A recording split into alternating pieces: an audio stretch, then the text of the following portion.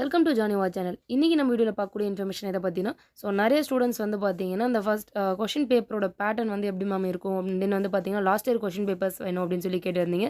So இது 2023ல் November டிசம்பரில் நடந்த எக்ஸாமோடைய கொஷின் பேப்பர் அந்த 2 மார்க்ஸ் இதில் நம்ம பார்க்க போகிறோம். ஸோ நம்ம இந்த வீடியோக்குள்ளே போகிறதுக்கு முன்னாடி கமெண்ட் ஸ்டூடெண்ட்ஸ் நம்ம சேனலை சப்ஸ்கிரைப் பண்ணிடுங்க. வாங்க இப்போ நம்ம வீடியோக்குள்ளே போகலாம்.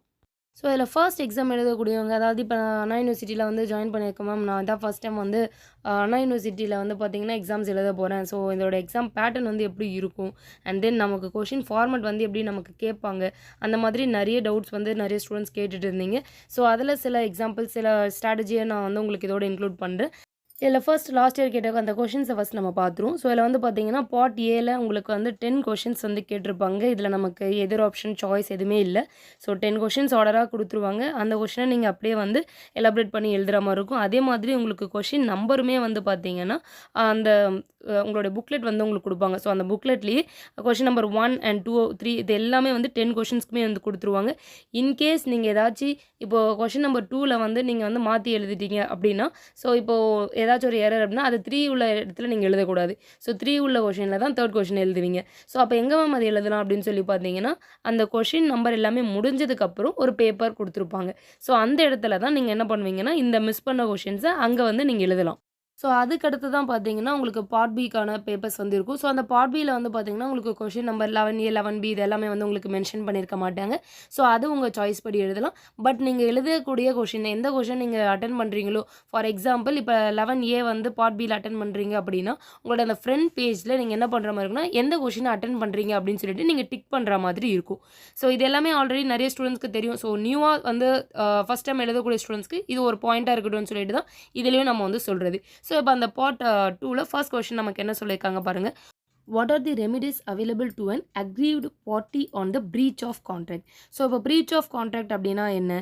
ஸோ ஒரு பர்சன் 2 பேர் ஒரு கான்ட்ராக்ட் எடுத்திருக்காங்க. அந்த கான்ட்ராக்டை பேசினபடி அந்த கான்ட்ராக்டை செய்ய முடியல. ஸோ அதை பேசினபடி ஆப்போசிட் பார்ட்டிக்கு பார்த்தீங்கன்னா இதனால் ஏற்பட்ட அந்த நஷ்டத்தை நஷ்டீடாக எப்படி கிளியர் பண்ணுறது அப்படின்னு சொல்லி பார்க்கறது தான் இந்த பிரீச் ஆஃப் கான்ட்ராக்ட் அப்படின்னு சொல்கிறோம். ஸோ இப்போ ஃபார் எக்ஸாம்பிள் சொல்லணும்னு பார்த்தீங்கன்னா, ஒருத்தர் வேலைக்கு கூப்பிட்ருக்காங்க. ஸோ அவரும் அன்னைக்கு வேலைக்கு போயிருக்காங்க. பட் ஆனால் அன்னைக்கு அவருக்கு அலோகேட் பண்ண ஒர்க்கை கொடுக்கல.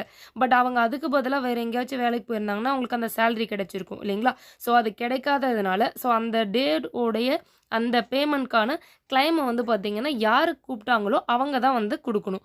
ஸோ இதை அந்த வேலை கொடுக்க முடியல. பட் ஆனால் அதுக்கு பதிலான ஒரு சொல்யூஷன் கொடுக்குறாங்க இல்லையா? ஸோ அதை தான் நம்ம பிரீச் ஆஃப் கான்ட்ராக்டில் கொடுக்கக்கூடிய ஒரு ரெமெடின்னு நம்ம சொல்லலாம். ஸோ செகண்ட் கொஷின் பார்த்தீங்கன்னா, what does a condition design to a level of warranty. So இந்த கண்டிஷன் அப்படின்றதுக்கும் வாரண்டின்றதுக்கும் என்ன வித்தியாசம் அப்படின்னு சொல்லி பார்த்தோன்னா, ஒரு கண்டிஷன் அப்படின்னு சொல்கிறது, இப்போ ஃபார் எக்ஸாம்பிள் ஒருத்தர் ஒரு வண்டியை வாங்குறாங்க அப்படின்னா, அந்த வண்டி இந்த குவாலிட்டியில் இவ்வளோ மைலேஜ் கொடுக்கும், இந்த பெட்ரோலுக்கு இவ்வளோ மைலேஜ் கொடுக்கும் அப்படின்னா அதை ஒரு கண்டிஷன். ஸோ அதை பேஸ் பண்ணி அவரோட பர்பஸ்க்கு அந்த வண்டியை வாங்கியிருப்பாருன்னு வச்சுக்கோங்களேன், அது கண்டிஷன். ஸோ அந்த கான்ட்ராக்டில் என்ன விஷயத்த சொல்லியிருக்காங்களோ அது கம்பல்சரி இருக்கணும். ஸோ அது கண்டிஷன் அப்படின்ட்டு சொல்லலாம்.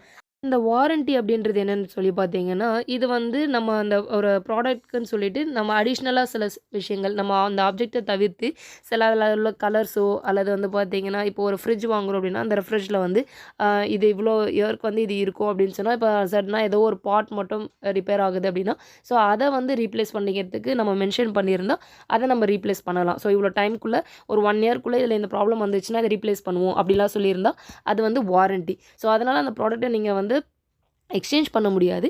பட் ஆனால் பார்த்தீங்கன்னா, என்ன பார்ட் ஏதாச்சும் இதுவாக இருக்குது அப்படின்னு சொன்னால் அந்த இயர்க்குள்ளே உங்களால் ரீப்ளேஸ் பண்ண முடியும். ஸோ இது வாரண்ட்டி அப்படின்னு நம்ம சொல்லலாம்.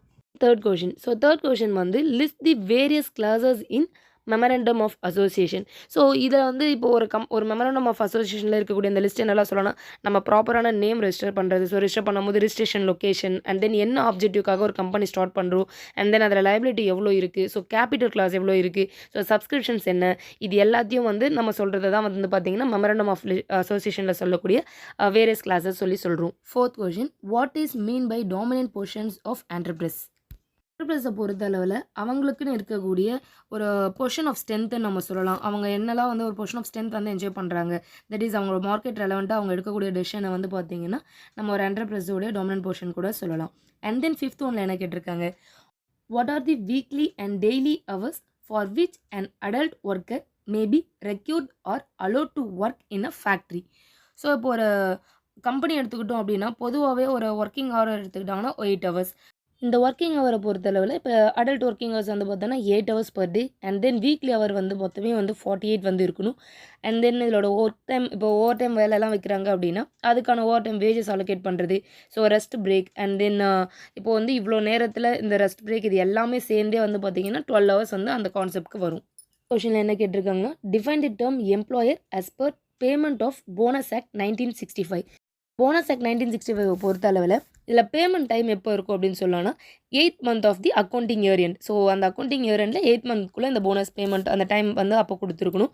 அண்ட் தென் போனஸ் அமௌண்ட் வந்து பார்த்தோன்னா மினிமம் ஒரு எம்ப்ளாயோட சேலரியிலேருந்து 8.33% வந்து கொடுத்துருக்கணும். அண்ட் தென் மேக்ஸிமம் போனஸ் வந்து எந்த அளவுக்கு இருக்கலாம் பார்த்தீங்கன்னா 20% அளவுக்கு இருக்கும். அண்ட் தென் போனஸோடைய எலிஜிபிலிட்டி எப்படின்னு சொல்லி பார்த்தீங்கன்னா அந்த இயரில் 30 டேஸ் அவர் ஒர்க் பண்ணியிருந்தார் அப்படின்னாலுமே வந்து அவர் வந்து போனஸ்க்கு எலிஜிபிள் தான். அதே மாதிரி எந்த சமயத்தில் போனஸ் வந்து கிடைக்காது. ஸோ எப்போ வந்து டிஸ்குவாலிஃபிகேஷன் ஆகும் அப்படின்னு சொல்லி பார்த்தோன்னா, இன்கேஸ் அவர் ஏதாச்சும் மிஸ்கண்டக்ட் பண்ணியிருந்தாலும், ஏதேனும் ஃப்ராட்லண்ட் ஆக்டிவிட்டீஸ் நடந்திருந்தாலும், ஸோ அப்போ வந்து பார்த்தீங்கன்னா அவருக்கு போனஸ் வந்து கிடையாது. அண்ட் தென் நமக்கு நெக்ஸ்ட் கொஸ்டின் என்ன சொல்லியிருக்காங்க பாருங்கள். What is input tax credit under GST? So இதை வந்து நமக்கு ஜிஎஸ்டி அந்த போர்ட்டல் நமக்கு எப்படி சொல்லுவாங்கன்னா ஐடிசி அப்படின்னு சொல்லுவோம். ஸோ இது எதுக்காக அப்படின்னா, இப்போ வந்து ஒரு பிஸ்னஸ் பர்பஸ்க்காக வாங்கக்கூடிய விஷயங்கள். டேக்ஸ் லைபிலிட்டி வந்து எப்படி ரெடியூஸ் பண்ணலாம், எப்படி கிளைம் பண்ணலாம் அப்படின்னு சொல்லி பார்த்தீங்கன்னா, இப்போ ஒருத்தர் வந்து 15,000க்கு வந்து பர்ச்சேஸ் பண்ணுறாருன்னா, அப்போ அவர் டேக்ஸ் கட்டி தான் வாங்கியிருப்பார் இல்லைங்களா? ஸோ அதே மாதிரி ஒரு 20,000க்கு சேல்ஸ் பண்ணுறாரு அப்படின்னா, இப்போ அவர் வந்து பேமெண்ட் பண்ணக்கூடிய அந்த டேக்ஸ் வந்து அந்த 5,000க்கு தான் அவர் பண்ணுற மாதிரி இருக்கும். ஸோ இந்த 15,000 வந்து ஒரு ஐடிசி. ஸோ இதை தான் நம்ம வந்து என்ன சொல்லணும்னு பார்த்தீங்கன்னா இன்புட் டேக்ஸ் கிரெடிட் அப்படின்ட்டு சொல்கிறாங்க. And then what is term of supply under GST? So அந்த ஜிஎஸ்டியை பொறுத்தளவில் இப்போ ஒரு செல்லர் வந்து தெரிஞ்சுக்கிறது, அதாவது எந்த டைமில் அவர் வந்து அந்த டியூ டேட்குள்ளே அந்த டேக்ஸஸை பேமெண்ட் பண்ணணும். ஸோ இப்போ குட்ஸ் அண்ட் சர்வீஸ் வந்து நடக்குது இல்லைங்களா? ஸோ இந்த இன்புட்ஸ் ஜிஎஸ்டி சிஜிஎஸ்டி இது எல்லாமே வந்து இப்போ அவர் பேமெண்ட் டைம் என்ன டியூ என்ன, ஸோ வந்து எப்போ வந்து அந்த டேட் டைம் பீரியட் இது எல்லாமே வந்து அவரோட பேமெண்ட் ஆஃப் டேக்ஸஸ் வேல்யூ தெரிஞ்சுக்கிறது. ஸோ இதை வந்து நம்ம வந்து டைம் ஆஃப் சப்ளை அண்டர் ஜிஎஸ்டின்னு சொல்லலாம். And then what are the power? So இப்போ ஒரு கன்சியூமர் டிஸ்பியூட் ரீஅட்ரஸல் அப்படின்னு சொல்லி நம்ம சொல்கிறது என்னென்னா, இந்த ரீஅட்ரஸல் ஏஜென்சின்றது எதுக்காக? இப்போ வந்து ஒரு கன்சியூமர் ஒரு பொருளை வாங்க போகிறாரு, அதில் ஏதோ ஒரு ப்ராப்ளம் இருக்குது அப்படின்னும் பொழுது, ஸோ அதில் வந்து ஏதாச்சும் ஒரு மன்றம் இந்த ப்ராடக்ட்டில் இந்த பிரச்சனை இருக்குது அப்படின்னு சொல்லி ஒரு கம்ப்ளைண்ட் ரைஸ் ஆகுது அப்படின்னா, அவர் அதை எங்கே கொடுக்கலாம்? ஸோ டிஸ்ட்ரிக்ட் லெவலில் ஒரு வேளை அங்கே நடக்கலை அப்படின்னும் போது அந்த ஸ்டேட் லெவல்லையோ அல்லது நேஷனல் லெவல்லையோ. ஸோ இதை வந்து இப்போ எந்த இடத்துல நடக்கும்னு பார்த்தீங்கன்னா, ஒரு கன்சியூமர் வந்து ஃபேஸ் பண்ணுறாங்க சில இஷ்யூஸ், அவங்களுடைய பர்ச்சேஸ் குட்ஸ் அண்ட் சர்வீஸ் வந்து எடுக்கும்பொழுது அவங்க ஃபேஸ் பண்ணக்கூடிய இஷ்யூஸ். அப்போ அதெல்லாம் வந்து அவங்களுக்கான சொல்யூஷன் ரீஅட்ரஸல் வந்து தேவை அப்படின்னா த்ரூ இந்த ஆர்டர் படி அவங்க வந்து அவங்க கம்ப்ளைண்ட் ரைஸ் பண்ணலாம். ஸோ அதுக்கான சொல்யூஷனுமே வந்து அதுக்கான ரீஅட்ரஸலுமே வந்து பார்த்திங்கன்னா அவங்களுக்கு கிடைக்கும். அண்ட் தென் நம்ம பார்க்கக்கூடியது how the electronic record and electronic signature secured. So இந்த எலக்ட்ரானிக் ரெக்கார்ட் அப்படின்றது என்னென்னா, ஒரு term of text graph audio and then ஒரு டேட்டா, இந்த டேட்டாஸ் எல்லாமே வந்து நமக்கு ரிஜிஸ்டர் பண்ணி வைக்கிறது எலக்ட்ரானிக் மூலயமா நம்ம யூஸ் பண்ணக்கூடிய டெக்னிக்ஸ் எல்லாமே எலக்ட்ரானிக் ரெக்கார்ட். அதே வந்து நமக்கு சிக்னேச்சர் அப்படின்றது என்னென்னா, த்ரூ இப்போ நம்ம ஒரு சிஸ்டம் ஆப்ரேட் பண்ணுறதுக்கு ஃபார் எக்ஸாம்பிள் இப்போ ஒரு பயோமெட்ரிக்கா ஃபிங்கர் பிரிண்ட்டு இந்த மாதிரி செக்யூரிட்டி பர்பஸ் வச்சிருக்கிறது வந்து பார்த்தீங்கன்னா digital, that is electronic signature secured அப்படின்ட்டு நம்ம சொல்கிறோம். ஸோ இது எல்லாமே உங்களுக்கு 2023 கேட்டு நவம்பர் டிசம்பர் 2021 ரெகுலேஷன் சார்ந்தது. இது ஆக்சுவலாக லீகல் ஆஸ்பெக்ட் ஆஃப் பிஸ்னஸில். ஸோ இந்த 2 மார்க்ஸை நம்ம பார்த்தோம். ஸோ பாயிண்ட்டை பொறுத்த அளவில் நீங்கள் ப்ரிப்பேர் பண்ணக்கூடிய மேஜரான உங்களுக்கு ஒரு டூல் அப்படின்னு சொன்னால், அதை நான் நிறைய முறை சொல்லியிருக்கேன், உங்களுடைய சிலபஸ்.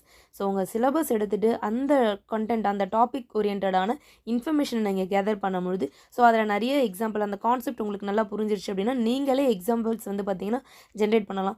லீகலை பொறுத்த அளவில் கம்பல்சரி நீங்கள் செக்ஷன்ஸை மென்ஷன் பண்ணுங்கள். ஸோ அது வந்து ரொம்ப முக்கியமானது. ஸோ நீங்கள் கரெக்டாக செக்ஷன்ஸ் போட்டு கரெக்டாக அதை எலபரேட் பண்ணி எழுதுனீங்க அப்படின்னும்பொழுது உங்களால் நல்ல மார்க்குமே வந்து ஸ்கோர் பண்ண முடியும். அண்ட் தென் நீங்கள் அப்சர்வ் பண்ணுறதுக்கும் உங்களுக்கு வந்து ஈஸியாக இருக்கும். ஸோ உங்களுக்கு லீகல் ஆஸ்பெக்ட் ரெலவெண்ட்டான இம்பார்ட்டன்ட் கீ கான்செப்ட் வேணும் அப்படின்னா டிஸ்பிளே தெரியக்கூட இந்த நம்பரை நீங்கள் காண்டாக்ட் பண்ணலாம். அண்ட் தென் இதுக்கான சப்ஜெக்ட் டியூஷன்ஸ் வேணும் அப்படின்னாலுமே உங்களுக்கு டிஸ்பிளே தெரியக்கூட நம்பரை காண்டாக்ட் பண்ணி, ஸோ உங்களுக்கு செஷன்ஸ் வேணும், பேட்ச் அவைலபிள் இருந்துச்சு அப்படின்னா நீங்கள் இப்போ பேட்ச் ஜாயின் பண்ணிக்கலாம். ஆர்எல்ஸ் நீங்கள் லாஸ்ட் டைம் ப்ரிப்பரேஷனில் இருக்கீங்க அப்படின்னும்போது, மேம் இந்த யூனிட்க்கு நம்ம என்ன மாதிரியான கான்செப்ட் படிக்கணும் அப்படின்னா, ஸோ அந்த மாதிரியான கான்செப்ட்ஸ் வந்து அவைலபிள் இருக்குது. வேணுன்றவங்க டிஸ்பிளே தெரியக்கூட இந்த நம்பரை காண்டாக்ட் பண்ணி நீங்கள் பர்ச்சேஸ் பண்ணிக்கலாம். ஸோ உங்களுக்கு இந்த வீடியோ யூஸ்ஃபுல்லாக நான் நினைக்கிறேன். உங்களுக்கு இந்த வீடியோ பிடிச்சதுன்னா லைக் பண்ணுங்கள், கமெண்ட் பண்ணுங்கள் அண்ட் தென் ஷேர் பண்ணுங்கள். Thank you students.